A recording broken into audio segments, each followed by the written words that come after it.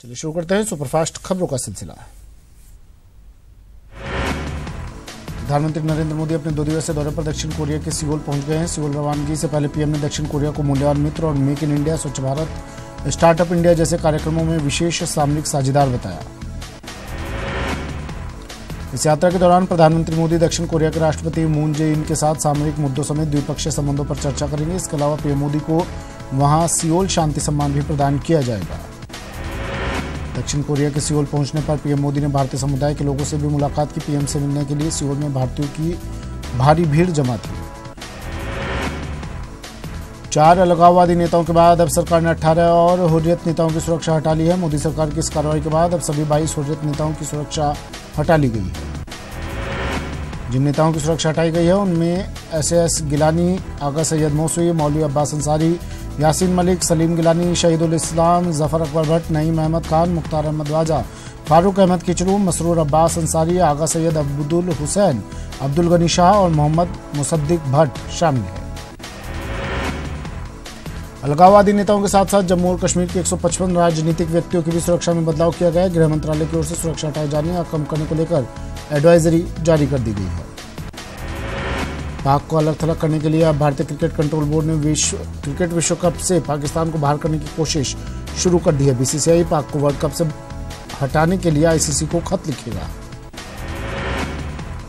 सूत्रों से मिली जानकारी के मुताबिक राहुल जौहरी इस पत्र में पुलवामा हमले के बाद देश में गुस्से के माहौल का हवाला देंगे और अपील करेंगे कि पाकिस्तान को क्रिकेट विश्व कप से बाहर किया जाए, क्योंकि ऐसे माहौल में भारत को पड़ोसी मुल्क के साथ क्रिकेट नहीं खेलना चाहिए।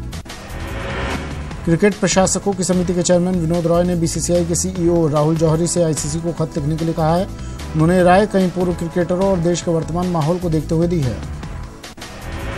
पुलवामा हमले के बाद पाकिस्तान पर अंतर्राष्ट्रीय दबाव बढ़ता ही जा रहा है। अजहर मसूद पर बैन लगाने के लिए यूएन में प्रस्ताव लेने की बात करने के बाद फ्रांस ने कहा है कि पाकिस्तान का एफएटीएफ के ग्रे लिस्ट से बाहर आना मुश्किल हो गया है। राज्यपाल कल्याण सिंह ने भी धारा 370 को लेकर बड़ा बयान दिया है। उन्होंने कहा कि धारा 370 को हटाने का वक्त आ गया है। कश्मीर भारत का अभिन्न अंग है। बीकानेर जिले के प्रभारी मंत्री सालेह मोहम्मद का कहना है कि जम्मू कश्मीर में आतंक को खत्म करने के लिए केंद्र सरकार को सख्ती दिखानी चाहिए। मंत्री ने जम्मू कश्मीर को भारत का अभिन्न अंग बताते हुए कहा कि जम्मू कश्मीर से धारा 370 हटनी चाहिए और इस मामले में किसी प्रकार की राजनीति नहीं होनी चाहिए। खाद्य नागरिक आपूर्ति मंत्री रमेश मीणा, खनन मंत्री प्रमोद जैन भाया ने शहीद हेमराज मीणा के विनोद किला गांव पहुंचे और शहीद स्मारक पर पुष्प चक्र अर्पित किए। धौलपुर जिले में एबीवीपी के नेतृत्व में पुलवामा आतंकी हमले में शहीद हुए सैनिकों के सम्मान में 151 फीट की तिरंगा यात्रा निकाली गई। साथ ही 2 मिनट का मौन रखकर शहीदों को श्रद्धांजलि दी गई। हिंडौन सिटी में शहीद जवानों के परिवारों को आर्थिक मदद देने के लिए नगर परिषद के सभापति, आयुक्त और कर्मचारी आगे आए। करीब 1.5 लाख की राशि दान की। मंत्री भजनलाल जाटव धौलपुर जिले के जैतपुर गांव पहुंचे और पुलवामा के आत्मघाती हमले में हुए शहीद भागीरथ सिंह के परिवार से मुलाकात कर संवेदना प्रकट की। पुलवामा के आतंकी हमले में शहीद हुए राजसमंद के शहीद नारायण लाल गुर्जर के घर पहुंचकर मंत्री अशोक चांदना ने परिजनों से मुलाकात की। पुलवामा आतंकी घटना से गुस्सा बीकानेर के एक युवक ने अपने शरीर पर पुलवामा में शहीद जवानों के नाम गुदवाए हैं। आतंकी हमले को लेकर कोटा में कांग्रेसी कार्यकर्ताओं ने शहीद जवानों की आत्मा की शांति के लिए शहीद स्मारक पर गायत्री हवन यज्ञ किया और पीएम मोदी से पाकिस्तान को सबक सिखाने की मांग की। पुलवामा आतंकी हमले में शहीद जवानों के परिवारों की आर्थिक सहायता के लिए करौली जिले के शिक्षक भी आ गए हैं। अधिकारियों और शिक्षकों ने 1,81,000 की राशि एकत्रित की है। जम्मू कश्मीर के पुलवामा में भारतीय सैनिकों पर हुए कायरता पर हमले को लेकर श्रीगंगानगर के छात्र संघ में जबरदस्त आक्रोश देखा गया। महाविद्यालय के सैकड़ों छात्रों ने अपना आक्रोश प्रदर्शित किया। पुलवामा में हुए आतंकी हमले के बाद कश्मीरी छात्र वापस घर की ओर पलायन कर रहे हैं। वहीं अजमेर में भी ऐसे सैकड़ों छात्र हैं जो निजी यूनिवर्सिटी में पढ़ रहे थे, लेकिन अब वो वापस घर को लौट रहे हैं। भारत अगले दशक 2019 से 2028 में सबसे तेज गति से आर्थिक विकास करने वाला देश बना रहेगा और इस दौड़ में वो चीन को भी पीछे छोड़ देगा। ये रिपोर्ट वैश्विक स्तर पर अनुमान और आंकड़ों का विश्लेषण करने वाले संस्थान ऑक्सफोर्ड इकोनॉमिक्स ने जारी की है। ऑक्सफोर्ड इकोनॉमिक्स ने emerging markets sustained growth in EM calls for thrift and innovation headline से जारी रिपोर्ट में कहा कि आर्थिक वृद्धि के मामले में भारत के बाद फिलीपींस और इंडोनेशिया का स्थान रहेगा, जबकि चीन इस मामले में चौथे स्थान पर रहेगा। कांग्रेस से गठबंधन न हो पाने की वजह से दिल्ली के सीएम अरविंद केजरीवाल परेशान हो गए। दिल्ली में केजरीवाल ने एक जनसभा में कहा कि कांग्रेस और आप साथ आ जाएं तो बीजेपी सभी 7 सीट हार जाएगी, लेकिन कांग्रेस साथ आने को तैयार नहीं। बांग्लादेश की राजधानी ढाका में 5 इमारतों में आग लगने की घटना में 45 लोगों की मौत हो गई। वहां मौजूद एक अधिकारी के अनुसार आग लगने के कारण 50 लोग बुरी तरह घायल हो गए और अभी भी आग पर पूरी तरह से काबू नहीं पाया गया है। बताया जा रहा है कि ढाका के चौक बाजार वाले संकरा इलाके में आग लगी, जिसके पास रिहायशी और कमर्शियल दुकानें, रेस्टोरेंट हैं। ये भी कहा जा रहा है कि मरने वालों की संख्या भी बढ़ सकती है। विधानसभा में विधायकों के 99 आवास आवंटित किए जाने के बाद उन्हें निरस्त कर दिया है। 15वीं विधानसभा की नई गृह समिति विचार करके 99 विधायकों को फिर से आवास आवंटित करेगी। ये वो आवास हैं जो 14 जनवरी तक पूर्व विधानसभा अध्यक्ष कैलाश मेघवाल ने आवंटित की थी। पूर्व मुख्यमंत्री वसुंधरा राजे झालावाड़ के दौरे पर रहीं। इस दौरान उन्होंने जिले के डक कस्बे में बीजेपी के बूथ लेवल कार्यकर्ताओं के सम्मेलन में शिरकत की और कार्यकर्ताओं को आने वाले लोकसभा चुनाव की तैयारियों में जुट जाने का आह्वान किया। इस दौरान सांसद दुष्यंत सिंह भी मौजूद रहे। जालोर जिले के आहोर विधानसभा क्षेत्र से विधानसभा चुनाव में टिकट से वंचित रहे शंकर सिंह राजपुरोहित अब सिरोही जालोर लोकसभा क्षेत्र से अपनी दावेदारी जताने में जुट गए हैं। टोंक में 23 फरवरी को प्रधानमंत्री की होने वाली जनसभा को लेकर तैयारियां तेज हो गई हैं। दिल्ली से आई एसपीजी की टीम ने सभा स्थल को अपनी सुरक्षा में लेते हुए चुनिंदा अधिकारियों को छोड़ किसी अन्य व्यक्ति के प्रवेश पर से रोक लगा दी है। डूंगरपुर जिले में कांग्रेस ने मिशन 25 को साधने के लिए जनसंपर्क अभियान में जुटी है। अभियान के तहत सभी 200 विधानसभा सीटों में घर घर जाकर वोटर्स से समर्थन की अपील की। बीकानेर लोकसभा सीट जीतने के लिए कमर कस चुकी कांग्रेस पार्टी अब अपने राष्ट्रीय अध्यक्ष राहुल गांधी के आह्वान पर शक्ति प्रोजेक्ट प्रशिक्षण शिविरों का आयोजन कर रही है। करौली में लोकसभा चुनाव 2019 की प्रक्रिया को लेकर जिला प्रशासन तैयारियों में जुट गया है। 15 जिला स्तरीय प्रशिक्षकों का जयपुर में प्रशिक्षण होने के बाद विधानसभा स्तरीय प्रशिक्षण कार्यक्रम का आयोजन होगा। चूरू में सुजानगढ़ के माहेश्वरी भवन में शक्ति प्रशिक्षण शिविर का आयोजन किया गया, जिसमें सैकड़ों बूथ कार्यकर्ताओं को एआईसीसी से आए ट्रेनर्स ने प्रशिक्षण दिया। बीकानेर के राजकीय महारानी सुदर्शन कन्या महाविद्यालय में ऊर्जा मंत्री डॉक्टर वीडी कल्ला ने नए प्रवेश द्वार और कक्षाओं का लोकार्पण किया। सुजानगढ़ के केंद्रीय बस स्टैंड पर सामाजिक न्याय एवं अधिकारिता मंत्री मास्टर भवरलाल मेघवाल ने नगर परिषद के दमकल के लिए बनने वाले फायर स्टेशन का शिलान्यास किया। बूंदी में खेल राज्य मंत्री अशोक चांदना के खिलाफ विद्युत निगम के कर्मचारियों ने मोर्चा खोल दिया। दरअसल सोमवार को जब मंत्री चांदना नैनवा गांव के दौरे पर थे, उस दौरान उन्होंने अधिशासी अभियंता से गाली गलौज की और फिर थप्पड़ भी जड़ दिया। अधिशासी अभियंता जेपी मीणा ने खुद को जान का खतरा भी बताया। अभियंता का कहना है कि इस पूरे मामले पर मंत्री पर सख्त कार्रवाई होनी चाहिए और जब तक कार्रवाई न हो तब तक अनिश्चितकालीन धरना जारी रहेगा। फिलहाल मंत्री चांदना ने पूरे आरोपों से पल्ला झाड़ दिया। हालांकि इस पूरी घटना का ऑडियो भी वायरल हो रहा है, जिसमें मंत्री गाली गलौज करते दिख रहे हैं। कोटा में भी खेल मंत्री के थप्पड़ कांड की गूंज सुनाई दी। यहाँ भी डिस्कॉम के कर्मचारी और अधिकारी एकत्रित होकर आईजी कार्यालय पहुंचे और मंत्री अशोक चांदना के खिलाफ केस दर्ज करने की मांग की। डिस्कॉम के कर्मचारी संगठनों ने चेतावनी दी कि अगर 72 घंटे मंत्री के खिलाफ केस दर्ज नहीं होता तो बिजली बंद करने जैसा कदम भी उठाया जा सकता है। खेल मंत्री अशोक चांदना पर लगे मारपीट के आरोप के बाद राज्यसभा सांसद डॉक्टर किरोड़ी लाल मीणा ने उन पर निशाना साधा। उन्होंने अफसर से मारपीट करने को अन्यायपूर्ण बताया और सरकार से मंत्री चांदना पर कार्रवाई की मांग की। जयपुर दौरे पर आए महेश शर्मा ने कहा कि बीजेपी ही राम मंदिर का निर्माण करवाएगी और किसी पार्टी में राम मंदिर बनाने की हिम्मत नहीं है। आपको बता दें कि प्रधानमंत्री नरेंद्र मोदी ने अपने कैबिनेट मंत्रियों को देश भर में जनता के बीच जाकर उनके सुझाव लेने के निर्देश दिए हैं। गहलोत सरकार शिक्षा की गुणवत्ता में सुधार के लिए बाल सभाओं की शुरुआत करने जा रही है। शिक्षा राज्य मंत्री गोविंद सिंह डोटासरा का कहना है कि इससे न केवल पढ़ाई का स्तर सुधरेगा बल्कि लोगों का स्कूलों के प्रति लगाव भी बढ़ेगा। निर्वाचन आयोग के वरिष्ठ उप चुनाव आयुक्त उमेश सिन्हा बुधवार को जयपुर दौरे पर रहे। इस दौरान सचिवालय में लोकसभा चुनाव से जुड़ी तैयारियों की समीक्षा बैठक हुई। 22 फरवरी को मतदाता सूचियों के पुनरीक्षण कार्य से जुड़े करीब 52,695 अफसरों और कर्मचारियों के तबादलों पर लगा बैन हट जाएगा। निर्वाचन विभाग के निर्देश पर राज्य सरकार ने 26 दिसंबर को तबादलों पर बैन लगाया था। जयपुर को आईपीएल मैचों की मेजबानी मिलते ही आरसी अलर्ट मोड में नजर आने लगा है। मैचों के सफल आयोजन के लिए पदाधिकारी एकजुट होने का दावा कर रहे हैं। आईपीएल मैचों के आयोजन को लेकर एसएमएस स्टेडियम में युद्ध स्तर पर तैयारी जारी है। इन तैयारियों को आरसी के उपाध्यक्ष मोहम्मद इकबाल, संयुक्त सचिव महेंद्र नाहर और आरसी के पूर्व कोषाध्यक्ष महेंद्र शर्मा ने जायजा लिया। आईपीएल के 12वें सीजन के पहले 2 हफ्ते का कार्यक्रम जारी कर दिया, जिसमें राजस्थान को 2 मैचों की मेजबानी मिली है। पहला मुकाबला 25 मार्च को राजस्थान और पंजाब के बीच खेला जाएगा, जबकि दूसरा मुकाबला 2 अप्रैल को राजस्थान और बेंगलुरु के बीच खेला जाएगा।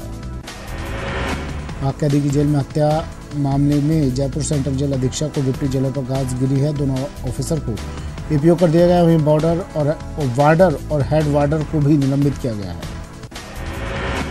राकेश मोहन शर्मा को जयपुर सेंट्रल जेल का नया अधीक्षक नियुक्त किया गया। वहीं पूरे मामले की जांच के आदेश भी दे दिए गए हैं। जेल आईजी रुपिंदर सिंह को मामले की जांच सौंपी गई है। जयपुर सेंट्रल जेल में पाक कैदी की हत्या से सनसनी मची हुई है। पाकिस्तान के सियालकोट के रहने वाले शकरुल्लाह की जेल में बंद कैदियों ने हत्या कर दी। पुलिस के मुताबिक टीवी को लेकर हुए विवाद में पाक सैनिक की हत्या की गई। फिलहाल पुलिस पूरे मामले की जांच में जुटी है। शकरुल्लाह उर्फ मोहम्मद हनीफ लश्कर तैयबा का आतंकवादी था। जयपुर की एडीजे 17 अदालत ने 6 दिसंबर 2017 को उसे आजीवन कारावास की सजा सुनाई थी। जेल में बंद आसाराम के अंतरिम में जमानत याचिका पर आज फिर सुनवाई होगी। इसके साथ ही सजा स्थगन याचिका पर भी सुनवाई होगी। जस्टिस संदीप मेहता की खंडपीठ में मामले की सुनवाई होगी। आसाराम ने पत्नी की बीमारी का हवाला देते हुए अंतरिम जमानत की मांग की है। जोधपुर में अदालत ने रिश्वत लेने के आरोप में तत्कालीन एएसआई राणा नाम को 4 साल की सजा का आदेश दिया। आरोपी राणा नाम ने 21 मई 2014 को परिवादी को धमकी देकर 10,000 रुपये की रिश्वत ली थी। भरतपुर में चोरों ने 2 किराने की दुकान को निशाना बनाया। एक दुकान के सामान के साथ 2 लाख रुपए की नकदी पर हाथ साफ कर दिया। बहुचर्चित कांकाणी हिरण शिकार के मामले में सीजेएम ग्रामीण कोर्ट के आदेश के खिलाफ सलमान खान की ओर से पेश अपील पर सुनवाई 3 अप्रैल तक टल गई। कोटा में जानलेवा हमले के एक मामले में कोर्ट ने फैसला सुनाते हुए आरोपी को 10 साल कैद की सजा सुनाई। सजा के साथ आरोपी पर 1 लाख रुपए का भारी जुर्माना भी लगाया गया। रतनगढ़ से लोहा जाने वाले रास्ते पर अतिक्रमण करने के आरोप में सावरमल जामगीर को 3 महीने कैद की सजा सुनाई गई। साथ ही गिरफ्तारी वारंट जारी कर पुलिस को भिजवाया गया। तीर्थनगरी पुष्कर में अजमेर आयकर विभाग की टीम ने एक बड़े किराना स्टोर और होटल व्यवसायी के प्रतिष्ठानों पर सर्वे की कार्रवाई की। आईटी ने दस्तावेज खंगालने के साथ ही व्यवसायी से पूछताछ भी की। बाड़मेर जिले के मोकलसर गांव में एक बेटे ने पिता की हत्या कर दी। मृतक शराब पीकर अपने परिवार के सदस्यों के साथ मारपीट कर रहा था। तभी बीच बचाव में आए उसके पुत्र ने उसके सिर पर लाठी मार दी। हिंडौन सिटी के उकमीखेड़ा गांव में जमीनी विवाद को लेकर भतीजे द्वारा चाचा और महिला मजदूर का मर्डर कर दिया गया। पुलिस ने मेडिकल बोर्ड से दोनों मृतकों का पोस्टमार्टम करवाकर शव परिजनों के सुपुर्द कर दिया है। कोटा में 5 लाख रुपए की रिश्वत लेने के आरोप में एसीबी के हत्थे चढ़े नगर विकास न्यास पूर्व चेयरमैन को कोर्ट ने आरोपी को 2 मार्च तक जेल भेजने का आदेश दिए हैं। नागौर के गोटन थाना क्षेत्र में मिले युवक के शव के मामले में पुलिस ने मात्र 6 घंटे में खुलासा कर दिया। हत्या के आरोपी कुपड़ास निवासी हरसुखराम और उसकी पत्नी को गिरफ्तार किया है। धौलपुर के बाल संप्रेषण गृह से 3 बाल अपचारी फरार हो गए। फरार हुए बाल अपचारी बाइक चोरी, आर्म्स एक्ट और मारपीट के मामले में बाल संप्रेषण गृह में थे।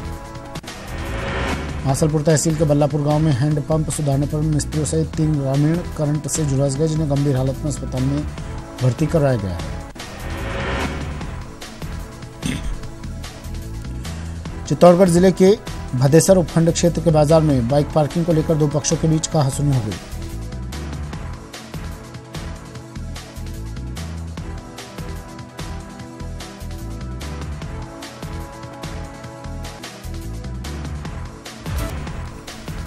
झालावाड़ की सदर थाना पुलिस ने डकैती की योजना बनाते 6 बदमाशों को गिरफ्तार किया। पुलिस को बदमाशों के कब्जे से धारदार हथियार समेत 7 बाइक भी बरामद हुई है। हनुमानगढ़ में निर्माण कार्यों को लेकर विभाग के ही एक ठेकेदार ने पीडब्ल्यूडी अधिकारियों पर भ्रष्टाचार का आरोप लगाया। इस मामले में ठेकेदार नौशाद अली ने कलेक्टर जाकिर हुसैन से मिलकर मामले की जांच करवाने की मांग भी की। पुष्कर के गनाहेड़ा गांव में हुई लूट की वारदात के 24 घंटे बीत जाने के बाद भी पुलिस के हाथ खाली हुई। दूसरे कुमावत में एक महिला को शातिर बदमाशों ने झांसे में लेकर सोने की चेन उड़ा दी।